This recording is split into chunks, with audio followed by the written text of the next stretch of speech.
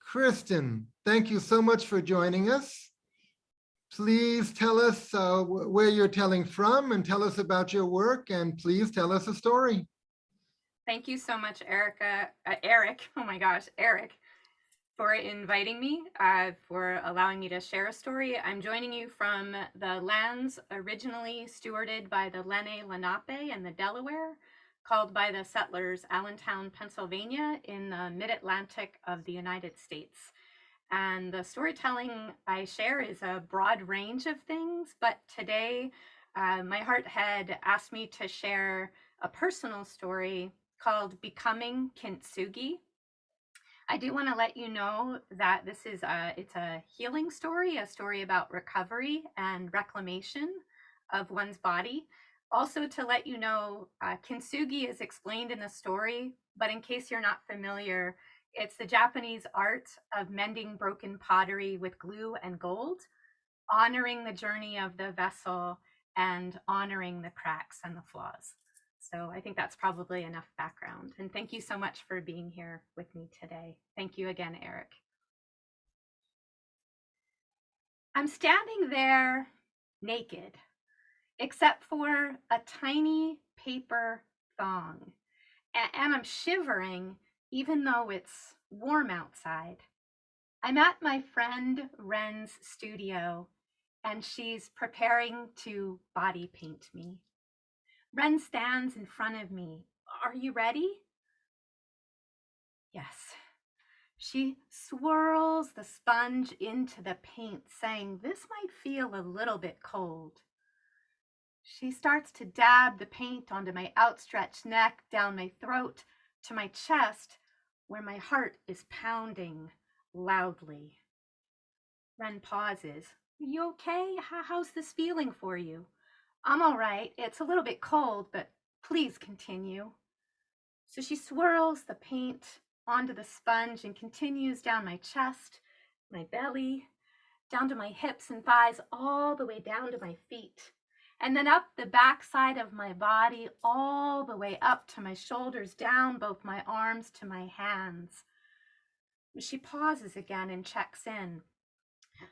"I need to paint your face now, and you'll need to close your eyes. Are you okay closing your eyes?" "Yeah."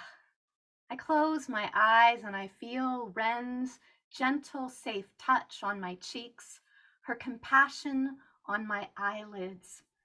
And when she steps away, I open my eyes and notice she's holding an airbrush. She says, "Kristin, this is going to feel really cold. Are you ready?" "Yeah." She sprays the pink paint from my forehead all the way down my body to my feet, and then all the way up the back of my body. I open my eyes and glance in the mirror. I look like a character from that movie Avatar, except pink. And then Ren says, "Kristin, I'm going to press record now. Can you tell me again why you're here, what we're creating together today?" "I want to become Kintsugi, the Japanese art where they mend broken pottery with precious metals, illuminating those cracks and flaws rather than hiding them. They honor the journey of the vessel. I no longer want to hide my wounds or scars. I want to celebrate my journey. I want to let the light shine through. I want to be art." Ren nods. "Are there any places in particular you would like me to focus on, to highlight with the gold?" Yeah. I gently place my hands on my throat. "Here, for the words I could not speak, for secrets kept inside for far too long. And here," I place my hands on my heart. "And here," I place my hands on the paper thong between my legs. "Here to reclaim my body." "Oh, Kristin, we are going to make you shine. Would you like some music played, a sort of soundtrack?" "Oh, yeah, that'd be great. Powerful women." And soon Pink's voice is reverberating around the room. Ren says, we'll start with your neck again. She paints on the cracks in purple and black, the colors of scars and wounds. I purposefully do not look in the mirror. I breathe and release. I lean into the sensation of that paintbrush on my skin. And I imagine those scars turning into the marks of a warrior. It is a long painting process. It is meditative. 2 hours pass and we pause, we sip some tea, and then Ren lifts a box off of the table. Kristin, this is real gold leaf, 24 karat. I inherited it from an artist friend of mine who died. I've been saving it to use on a special project. I would like to use it on you today. Ren, are you sure? She reaches out and holds my hand. Oh, I'm sure. And then she lifts the lid of the box, and there's the gold leaf. In sheets, it glimmers. I reach out and delicately, gently touch it with a finger. It is so delicate. And then I say a prayer for the artist who gifted us this treasure. And Ren says, oh, we'll start with your neck again. She dabs on the glue and then peels back a sheet of the gold leaf and gently presses it into the cracks. And though I cannot see what she's doing, I feel another shift. I feel my throat loosen. And Ren continues dabbing on the glue, peeling back the gold leaf and pressing it into the cracks. And I feel my mind start to wander as memories swirl and fragments return. Tears fall, but then a small smile as reclamation is recognized. I am not broken. I am mended. I am light. And Ren continues the process down my whole entire body, and when she's finished, she steps back. Kristin, you look beautiful. Did you want to see yourself in the mirror? Oh, yes. And I turn and I look at myself in the full-length mirror. And there I am. Kintsugi come to life. I step closer so I can really see myself. I feel so powerful. I make a warrior stance and Ren claps. And then she says, Kristin, the photographers just arrived. Are you ready for the photo shoot? And I take in a breath. It was one thing to bare myself in front of Ren, my friend, but a photographer, a stranger, a man behind the lens. I gather my courage. I steady myself and I turn to the door and I say, let him in. I'm ready. And the photographer enters the space, sets up his equipment, and I explain to him what I'm hoping to capture in the photos, that transformation from the wounded little me into warrior me. Photographer nods. Yeah, I think I got it. Are you ready? I am as ready as I will ever be. And I step into the light. And then I curl my body onto the floor, willing myself into the shape of a bowl. I hear the camera click and the photographer says, this is good. It looks great on film. I pull myself into standing. I step out in defiance. And then Ren says, Kristin, why don't you let out a battle cry, a warrior yell? And I feel a little awkward, but I leap up into the air and I land, my legs akimbo, my arms bent, hands and fists, my face in a grimace, and I let out a ha. It feels good. My voice bounces off the brick walls. And then I gather my energy in, hands in front of my heart, my head bowed in prayer of gratitude. I am art. My wounds are art. I fling open my arms, toss back my head, my mouth in a wide grin. I am art. I am beautiful. I am a warrior. I am Kintsugi.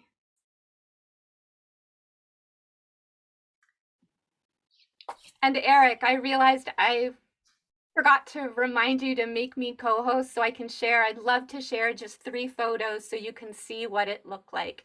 And I purposefully ended a little bit, so we'd have a little bit of time if anybody wanted to talk about the story or the process. So Eric, am I co-host so I can share quick to Yes, show? now you are co-host. You are wonderful. Thank you, sir. Thanks everybody for your patience for just a moment as I share my screen. Oh my gosh, Esben. Hello. It's also why I put the other screen so I can see you. Oh dear, it's at the end of the, okay, I'm gonna go in reverse. Let me share it from the beginning here. So this was the first photo pose. That's the prayer. And then that's the final, oh, and this, I'm gonna drag this down so you can see. That was the final pose.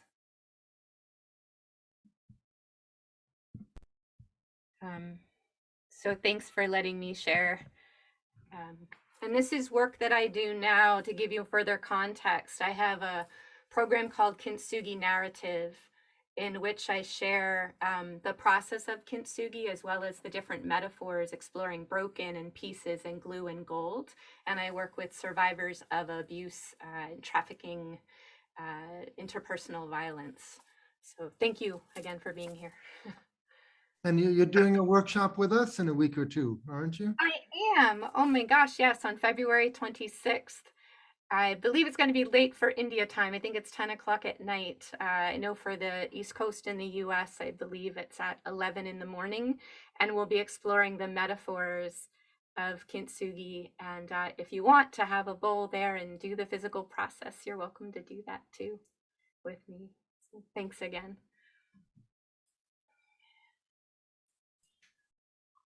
And if anyone has any questions or anything they wanted to share.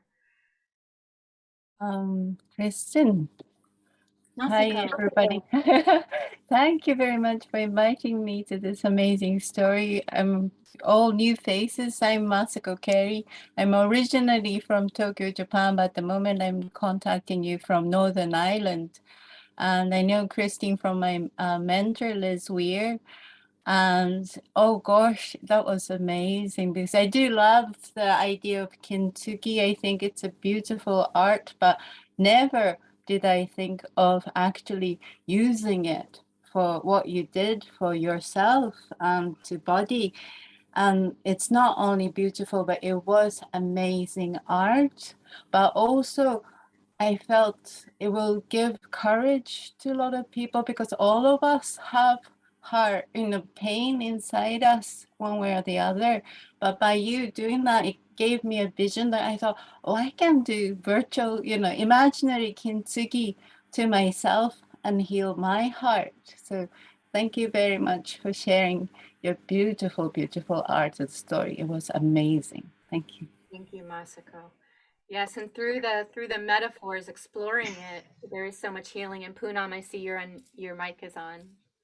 Yeah, so I just wanted to say this is beautiful. And I also want to share with everybody that I have participated in her workshop and I have done the kintsugi mending of the bowl, and it is very, very therapeutic. And a lot goes into that process. And I recommend everybody to attend her workshop, whatever time be it. So it was lovely then, and it is even more beautiful today, listening to your whole story. You are a warrior, undoubtedly, a beautiful warrior.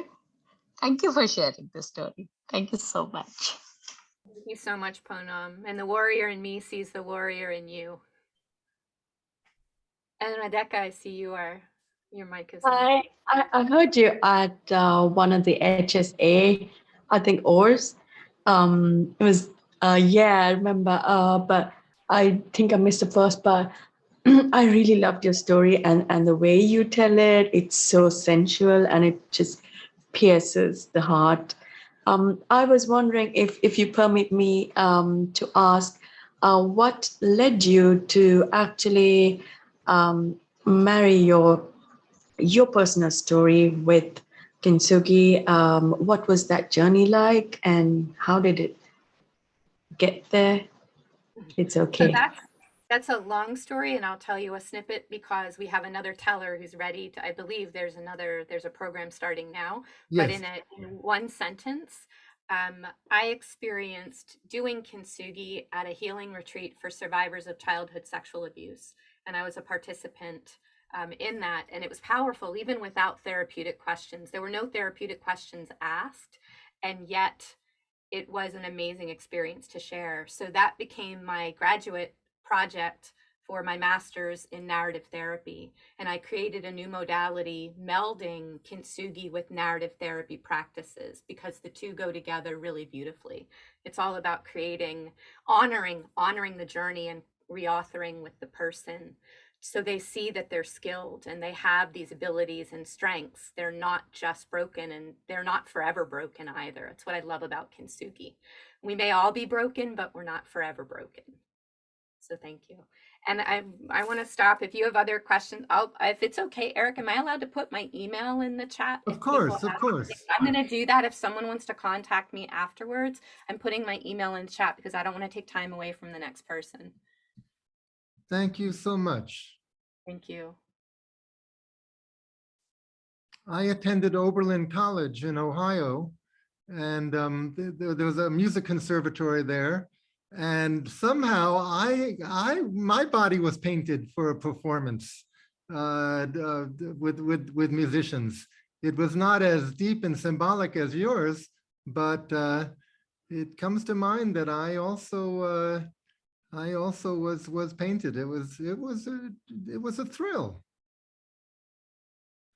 I think it's a good activity for art therapy, or just expressive art. To sometimes we paint the outline of a body. Let's paint the body.